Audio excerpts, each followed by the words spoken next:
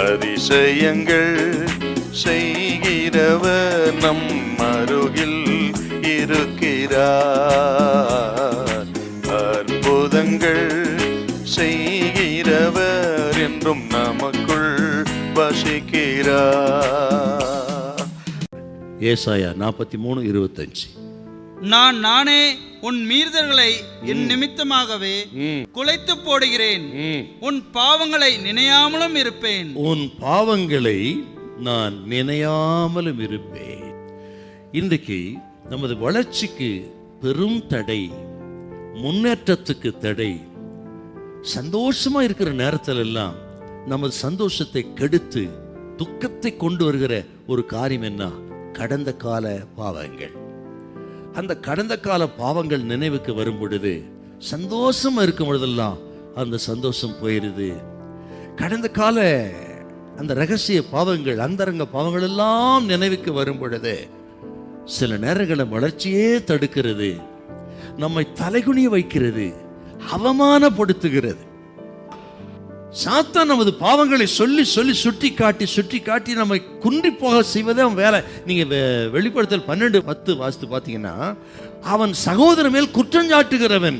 என்ன குற்றஞ்சாட்டுறான்? நீ அந்த பாவம் செய்திருக்கிறாய், இந்த பாவம் செய்திருக்கிறாய், அப்படி செய்திருக்கிறாய் என்று கடந்த கால இளவயதின் பாவங்களை சொல்லியே நம்மை குற்றஞ்சாட்டுகிறவன். சாத்தான் குற்றஞ்சாட்டுறான். ஆனால் தேவன் யார் என்றால், அவர் சொல்றார், நான் உன் பாவங்களை நினைக்கவே மாட்டேன். எத்தனை மகிமையான வார்த்தை இது! எங்க நிறைவேறியது? அப்பன் இயேசு கல்வாரி சிலுவையிலே நமக்காக ஜீவனை கொடுத்து நமது பாவங்களுக்காக மரித்து உயிரோடு எழுந்தாரே.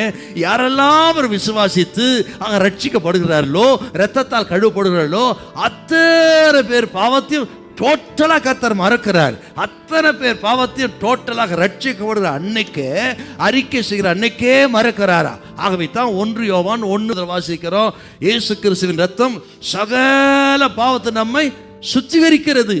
என்னைக்கு ரட்சிக்கப்பட்டோமோ, என்றைக்கு பாவ அறிக்கை செய்கிற அன்றைக்கு அந்த நிமிஷமே எல்லாவற்றையும் ஆண்டவர் கடலின் ஆழத்தில் போட்டு விடுகிறார், முதுகுக்கு பின்னாக போட்டு விடுகிறார்.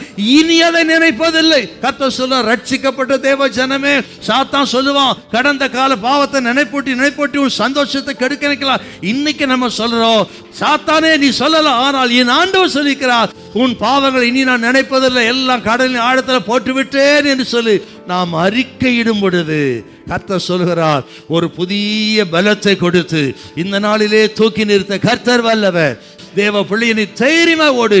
சாத்தானுக்கு இடம் கொடுக்காத, அவனுடைய குற்றஞ்சாட்டுக்கு இடம் கொடுக்காத, நான் சொல்றதை மறக்காத. இனி நான் அதை நினைக்கிறதில்லை. அவர் உங்களுக்கு முன்பாக கடந்து போவார், எல்லா தடைகளை மாற்றுவார், ஆசீர்வதிப்பார். ஹல்லேலூயா, ஹல்லேலூயா.